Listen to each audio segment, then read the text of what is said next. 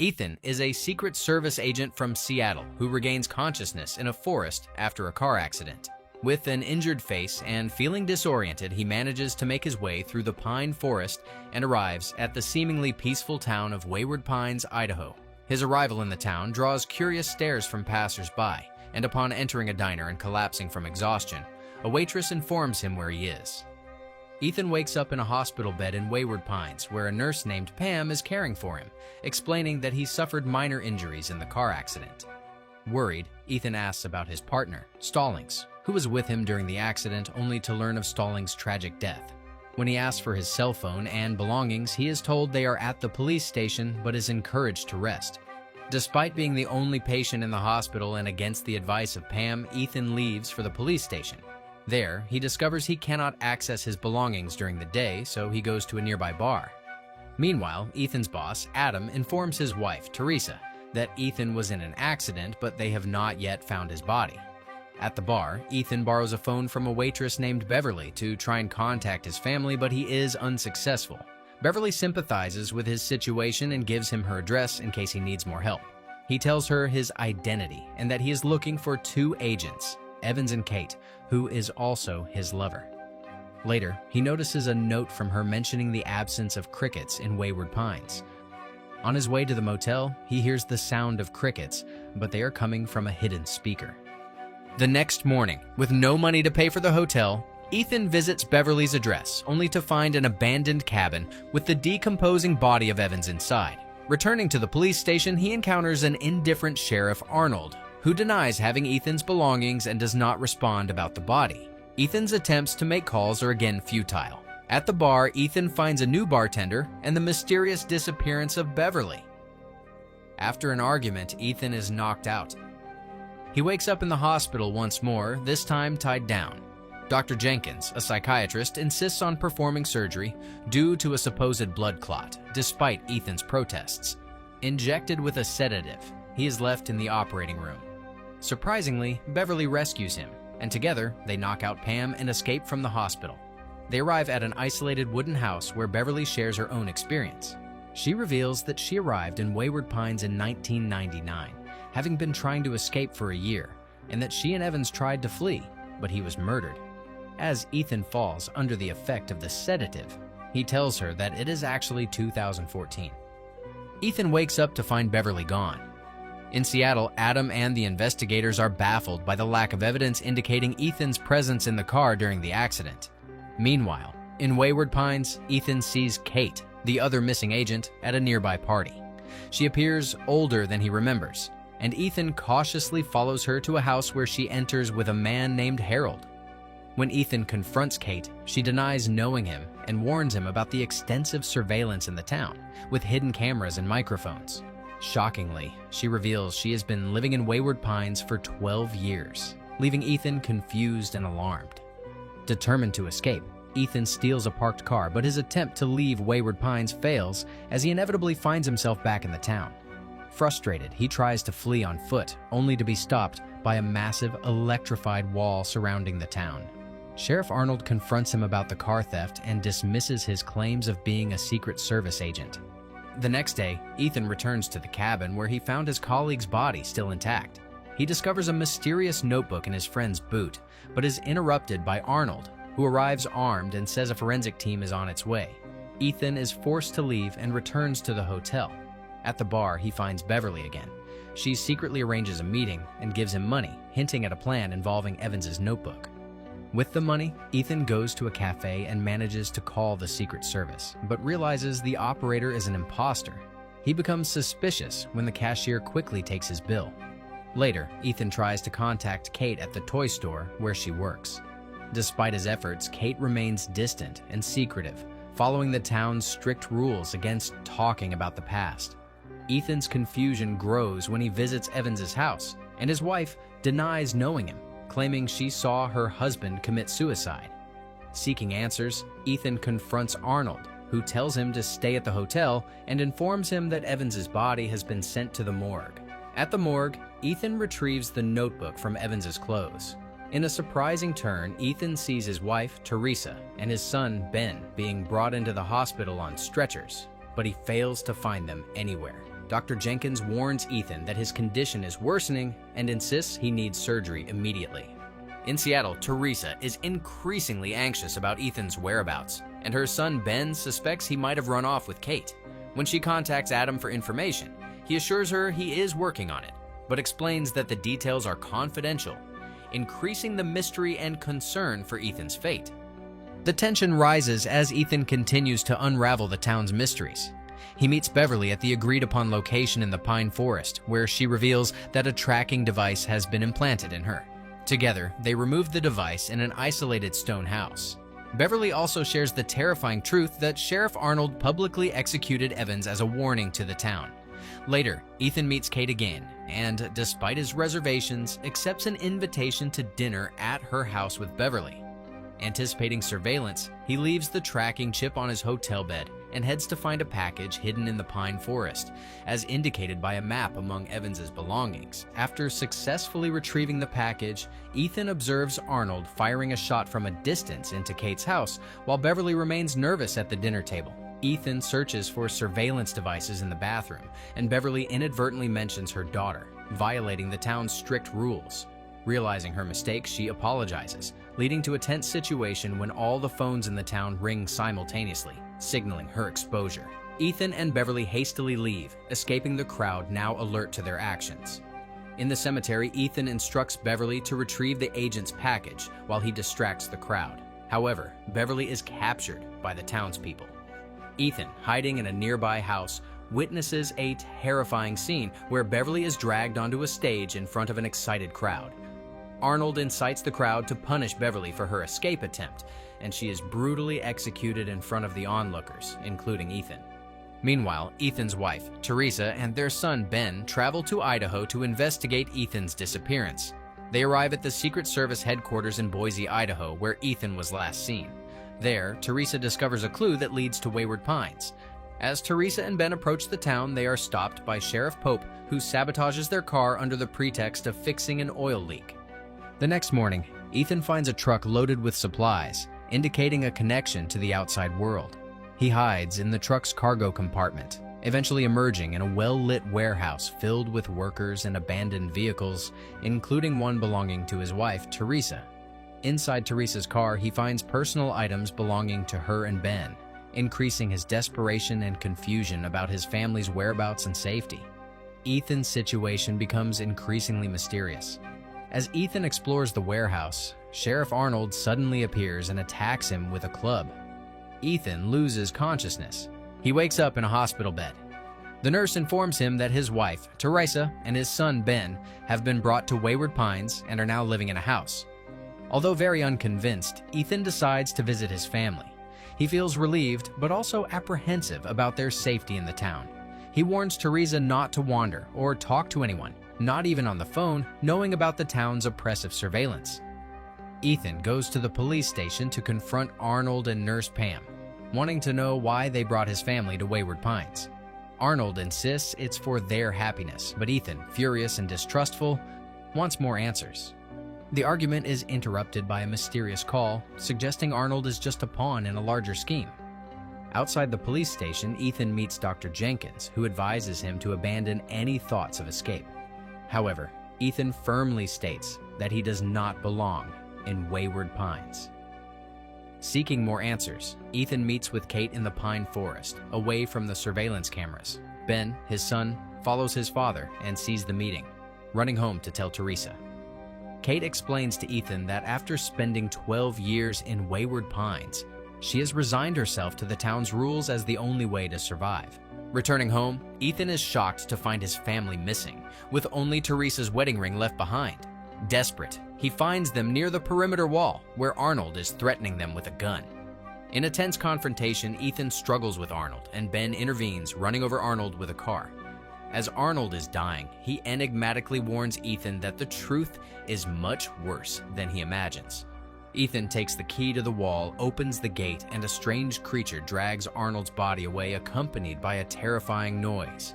Ethan quickly closes the gate and flees with his family. Back at home, the family is deeply shaken, and Ethan advises everyone to pretend to lead a normal life while they plan their escape. The next day, a mailman delivers a letter for Ben, welcoming him to the Wayward Pines Academy, along with a uniform. Needing a weapon, Ethan visits the police station and finds Mayor Brad, who warns him to follow the town's rules and not ask questions. Ethan is congratulated on becoming the new sheriff with cake and a newspaper announcing Arnold's retirement. Reluctantly, Ethan pretends to accept the situation. Meanwhile, Ben starts attending the Wayward Pines Academy, where he meets his teacher Megan, who is the mayor's wife and a therapist specializing in shaping children's minds. Ethan continues his investigation and discovers secret files on the town's residents, leading him deeper into the secrets of Wayward Pines. Soon after, tension in the town continues to rise. Residents capture a man named McCall, accused of spreading dangerous ideas. Nurse Pam pushes for a public execution the next night, but Ethan, now acting as sheriff, firmly opposes it. In his office, Ethan interrogates McCall, but is interrupted by a call that leads him to reluctantly agree to McCall's execution the following night. That night, Ben sneaks out with his school friend, Amy, indicating the growing curiosity and defiance of the younger generation. Meanwhile, Ethan and Teresa dine at a local restaurant with the mayor and his wife, Megan, where other residents, including Pam, Kate, and her husband, are also present. A celebration for the new sheriff follows, during which Pam takes the opportunity to congratulate Ethan, but also emphasizes the importance of maintaining the town's strict rules.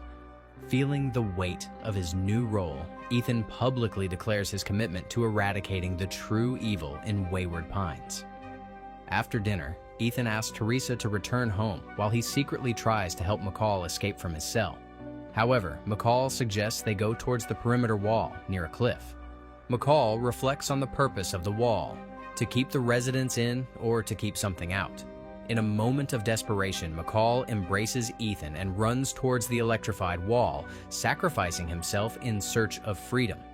Meanwhile, Teresa receives a letter saying she can work at the Wayward Pines real estate office where McCall used to work. Ethan, determined to leave Wayward Pines, takes weapons and manages to climb the cliff. However, he soon realizes he is being watched by a strange figure. As night falls, a dark shadow attacks him, injuring his arm. Despite firing his gun, Ethan fails to drive the swift creature away. The next morning, Ethan prepares to cross the pine forest, hoping to find help in the nearest city. In town, Ben finds his new school strangely perfect, while Teresa starts her new job at the real estate office. She is assigned to help a new resident, Wayne, who seems confused and disoriented. Sensing a shared experience, Teresa offers him her help and discreetly asks about Wayne's past, but their conversation is interrupted by Pam. Later, Teresa takes Wayne to a house under the pretext of giving him a tour, and, using the noise of a dryer as cover, warns him about the surveillance in Wayward Pines. Wayne recounts that he remembers waking up in a chamber, surrounded by other people in a similar situation. Meanwhile, Ben and two new students are called into a locked white room for orientation. Megan, the teacher and mayor's wife, begins the session, hinting that they are about to learn the hidden truths of Wayward Pines. Megan reveals a disturbing image of a monstrous, hairless humanoid creature evolved from humans known as an Abby, short for aberration. She explains that these creatures, the Abbies, travel in packs. During recess, the students have a brief moment to process this revelation. The session continues, and each student receives an ancient coin dated to the year 2095, leading Professor Megan to reveal a shocking fact. The current year is not 2024 as they thought, but 4028. She explains that the supposed accidents were actually deliberate selections to bring them to Wayward Pines. The residents, including the students, have been in hibernation chambers for over 2 millennia, chosen by the program's creator, David, who, according to Megan, is always watching them, though they will never meet him. After this, the students participate in a rather confusing initiation ritual, but it confirms that they have all learned the truth about Wayward Pines. Feeling constantly watched, Ethan ventures into the forest. He cleverly uses an animal carcass to mask his scent and observes the Abbies. His journey through the forest leads him to the ruins of human civilization, confirming Professor Megan's revelations. Unexpectedly, he finds a helicopter and runs into Dr. Jenkins, who reveals himself to be David, the architect of Wayward Pines. David suggests Ethan return to the city quickly, and this time he has no choice, as the creatures appear and Ethan is forced to board the helicopter. The helicopter flies over Wayward Pines and lands near a cliff where David takes Ethan to the True Control Center. There, Ethan sees over 200 volunteers working to provide the necessary supplies for the town's survival. In the medical room, Pam, revealed to be David's sister, treats Ethan's wound caused by an Abby. She explains David's plan for Ethan to join the efforts to protect Wayward Pines. Alone, Ethan hears a scream and follows the sound, discovering an aggressive Abby contained in a glass chamber. David and the guards manage to subdue the creature with freezing gas. David then shares with Ethan the extensive research on the Abbeys and his predictions about the rise of these creatures due to the Earth's devastated environment. When his warnings were ignored by the international community, David established the laboratory to protect a portion of the population using biogenic technology, creating the mysterious world of Wayward Pines. Ted, a delivery man, visits Kate's store and informs her and her husband that he couldn't locate McCall's package, which is vital to their plan. Kate realizes the package is in McCall's office, now occupied by Teresa. Meanwhile, Teresa investigates a mysterious area referred to as Plot 33, a task assigned to her by Henrietta, a disgruntled former real estate agent. However, her boss, Bill, surprises her and confiscates the file, warning her to avoid examining land maps unless explicitly told to. Kate then invites Teresa for coffee, using it as a distraction for Ted to steal the package from Teresa's office. During the meeting, Kate tries to reconcile with Teresa about her past relationship with Ethan and suggests they team up to uncover the truth about Wayward Pines. Meanwhile, Ted retrieves the package and discreetly gives it to Kate's husband, Harold, who appears to be building a music box bomb with its contents. At the base, Ethan and David go deeper into the facility, eventually reaching an area where a person is asleep in a hibernation chamber for 2,000 years. Ethan discovers the surveillance center, revealing the extensive security measures monitoring the town. He is disturbed to find a room full of hibernation chambers, including one containing a small girl. David recounts the early days of the project, explaining how he recruited volunteers and the need to kidnap people when volunteers were not enough. He reveals that Arnold, initially a security guard, was offered a deal to help kidnap and put people into hibernation. Ethan questions the ethics of forcing people to live in Wayward Pines without their consent. David shares that he and Pam were the first to wake up and spent 2 years building Wayward Pines before reviving the others. Ethan expresses his desire to end the surveillance and reveal the truth to the residents, but David explains the practical challenges. He recounts how the first group of residents who woke up reacted poorly to learning the truth, leading to deaths from Abby attacks. David sees Ethan as essential for maintaining the town's security, especially against a group of residents conspiring against it. He believes the children, the first generation growing up in Wayward Pines, will eventually be able to handle the truth. David then instructs Ethan to keep the town's secrets and takes him home. But Ethan, feeling compelled to share the shocking truth, confides in his wife, Teresa. However, Teresa has difficulty believing him, suspecting that Ethan's mind has been altered by the town's authorities. The next day, Ethan's car doesn't work, leading him to advise Teresa and Ben to walk to school. His suspicion is confirmed when he discovers a bomb planted in his car. Ethan's investigation into the bomb leads him to a man named Franklin, registered in the town's files as a bomb engineer. When Ethan confronts Franklin, he refuses to provide any information and quickly leaves. Wary of Franklin's behavior, Ethan follows him and eventually finds Harold. Ethan stops and interrogates Harold about the members of the rebel group, but Harold insists he is acting alone. Ethan releases Harold, giving him a note to pass to Kate. Meanwhile, Teresa, after dropping Ben at school, investigates Plot 33. She discovers something buried in the ground, finding a metal object beneath the surface. When she tells Bill about her discovery, he is hesitant to discuss it and warns her not to investigate further. Bill suddenly points to a hidden microphone, indicating they are being watched, which leads Teresa to stop asking more questions. In Megan's class, the students are informed that they are destined to produce the first generation of the town's children, suggesting that future relationships might arise within the group. Amy, expressing her growing feelings for Ben, seeks Megan's advice on whether she can ask him out. Kate, accepting her role as the rebellion's leader, visits Ethan at his home. Ethan has removed the surveillance devices, allowing Kate to speak openly. Despite Ethan's insistence that the current year is 4028, Kate remains skeptical. Ethan offers her a pardon if she hands over the remaining bombs. She agrees, but then, back at her toy store, confides in Harold that they need to accelerate the plan, as Ethan is now part of the town. Ethan picks up Ben from school while Harold delivers a music box bomb to Ted at a restaurant. Ted, revealed as the one who planted the bomb in Ethan's truck, hides the music box bomb in his vehicle. That night, Kate, Franklin, and other team members, including Harold and Ted, plant the bomb along the town's fence. Ethan, armed, arrives and demands they deactivate the bomb. When Kate refuses, Ethan holds her at gunpoint, forcing Franklin to disarm it. After deactivating the bomb, Ethan arrests the group and locks Kate in jail. He pressures her to convince the team to stop their actions, emphasizing that returning to their former lives is no longer possible. Kate, however, declares that their efforts will continue, revealing Harold's absence and the existence of another bomb. The tension continues to mount as Ethan collaborates with Nurse Pam to track Harold using CCTV footage. They discover Harold passing a bomb to Ted. In a race against time, Ethan tries to intercept Ted, but Ben and Amy, unaware of the danger, hide in Ted's truck. They inadvertently discover the music box bomb, and Amy activates it as they start to kiss. Ethan's efforts to reach them in time are thwarted by an intervening group, and the truck explodes, leaving Amy stunned and Ben injured on the ground. Ethan rushes Ben and Amy to the hospital, worried about their condition. The doctor reassures Ethan that despite being serious, Ben's injuries are not fatal, and he will recover.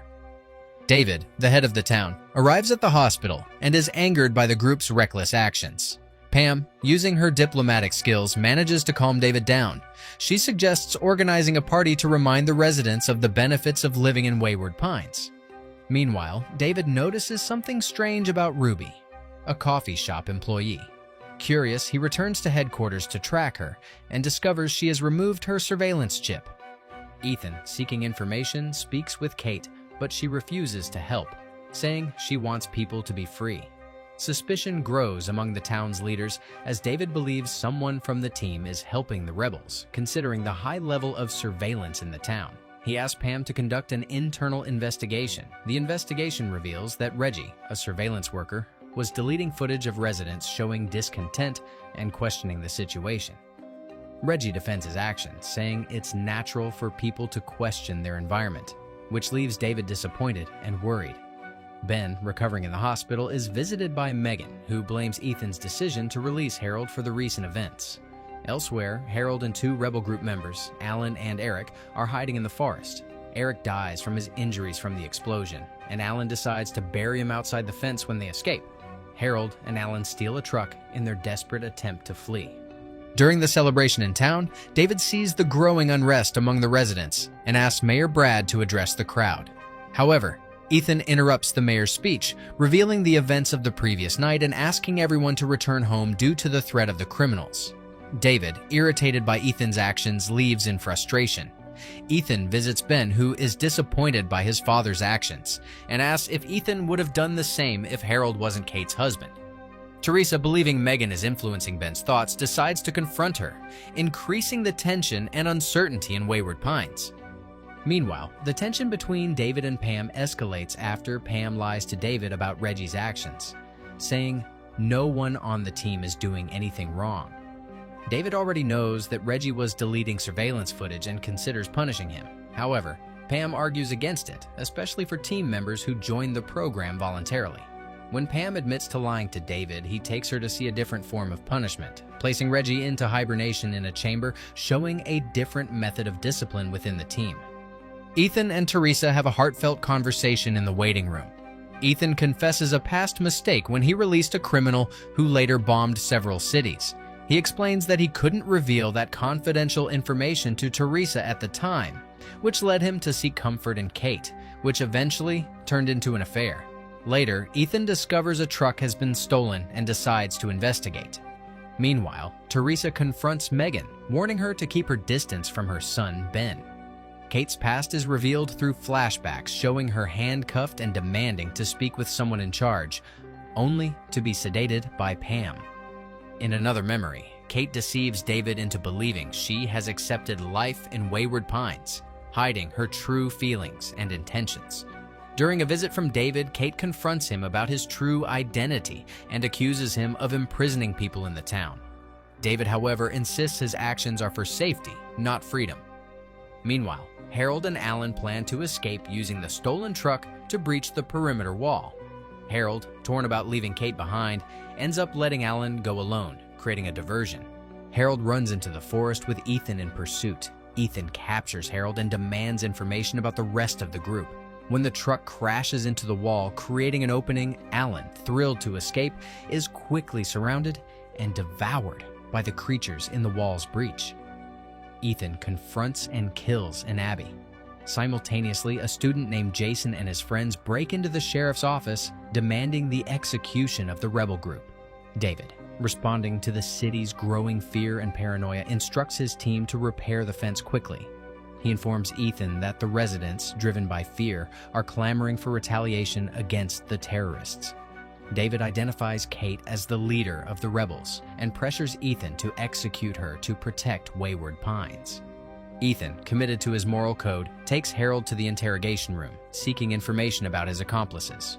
Confronting him with horrific photos of Alan's death at the hands of the Abbeys, Harold reveals a list with 14 names associated with his group. However, tracking their whereabouts proves difficult as they find the chips and glasses, indicating the group has gone off the radar. At the hospital, Pam secretly gives Teresa an access card for Plot 33. Teresa, taking a risk, destroys a security camera to access an underground tunnel without being detected. Meanwhile, Ben learns from Pam that Amy is in critical condition with cerebral swelling, needing emergency surgery. Filled with grief, Ben is further manipulated by Megan, who visits him and hints that his father's mistakes are the cause of the recent events. Megan presents a dilemma to Ben, questioning whether the town's safety should be prioritized through punishment. Outside, Ben sees a group of students who share Megan's view that their injuries and Amy's were not caused by Harold's group, but by Ethan's actions as the new sheriff. Under Megan's influence, Ben begins to publicly condemn his father, expressing that those who break the town's rules must face the consequences. Ethan, sensing the growing anger and potential for violence, rushes outside and sees the students marching towards the police station. They forcefully take control, demanding the keys to the cells and claiming they must be the guardians of the town's future. In a tense standoff, the enraged students, led by Jason, prepare to execute the captured rebels. Ethan arrives just in time to prevent Kate's execution by shooting Jason. Ethan then speaks with Kate, urging her to convince her remaining allies to stop to prevent further bloodshed. Resigned to her fate, Kate expresses a preference for being executed by Ethan rather than falling into the hands of the mob. Amidst this, Teresa arrives with critical information from Pam, including a secret passage leading to a room full of video recordings of survivors who escaped Wayward Pines. This evidence finally convinces Teresa and Kate of the reality Ethan had been claiming about the outside world. Ethan, Kate, and Teresa then plan to reveal the truth to the rest of the town. Unbeknownst to David, who continues to monitor the town, a significant revelation is about to occur. He requests a meeting with David as the residents gather in the square, awaiting Kate's execution.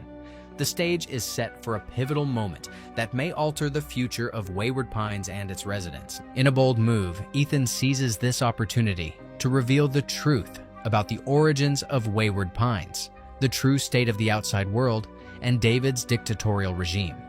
The revelation silences the previously animated crowd as Ethan condemns the oppressive leadership that has forced them to live in constant violence and fear. Supported by Ethan, Kate takes the stage, emphasizing that embracing the truth can unite the residents rather than divide them. Megan, however, defends David, proclaiming him the savior of humanity. Teresa intervenes, physically confronting Megan to stop her harmful propaganda. In a dramatic turn, David, with the main controls in hand, cuts all power to the town, deactivating the perimeter fences and electrical barriers. This alarming act leads the evolved mutants to gather in large numbers outside the city's perimeter. As darkness envelops Wayward Pines, the Abbeys breach the perimeter wall, posing an immediate threat to the residents. Panic ensues, and Pam contacts Ethan to inform him that 6 Abbeys have penetrated the town's defenses. Ethan instructs the residents to meet him at the Plot 33 bunker.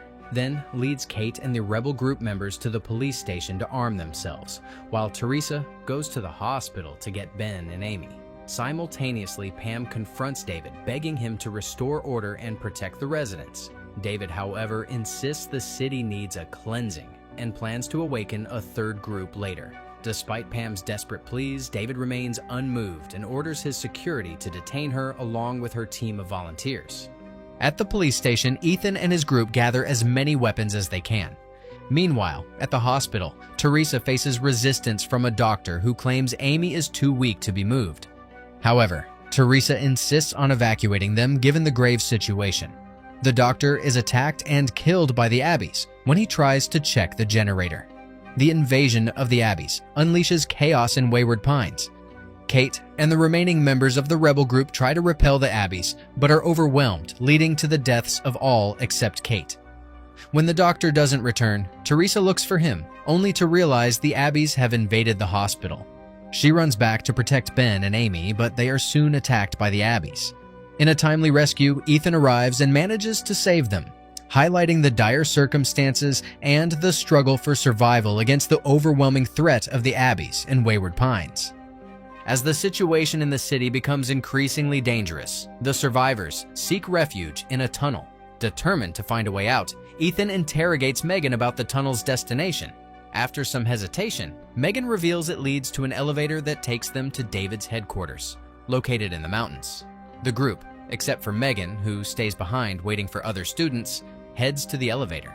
Simultaneously, a group of students breaks into the police station and frees their comrades, including the injured Jason. They discover a bunker in the school stocked with supplies, seemingly prepared for them as the city's first generation.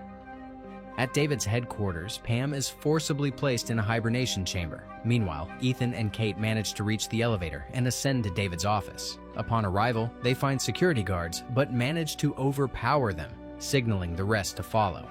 In a surprising turn, one of the guards awakens Pam from her hibernation. As Amy and the first group of people enter the elevator, Teresa, Ben, and other survivors wait for the second group.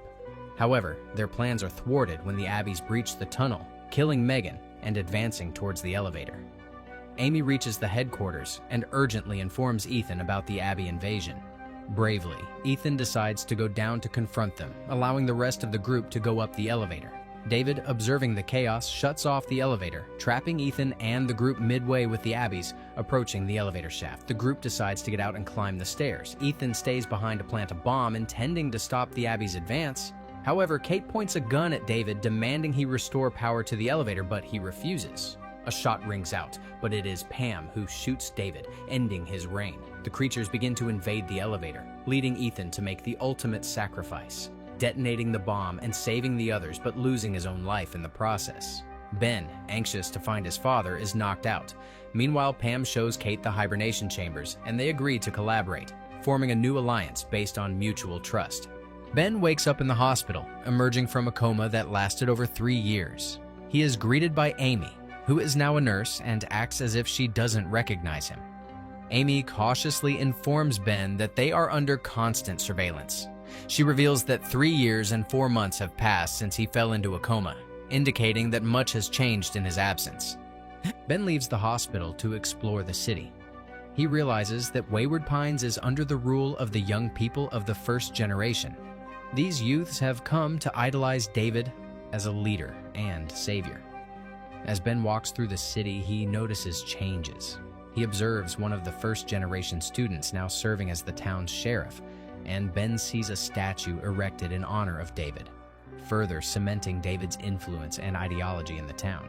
He sees the hanging bodies of Ethan and other members of the so-called rebel group scattered throughout the city. If you want interesting movie recaps, like, share, and subscribe to follow us for more movie recaps.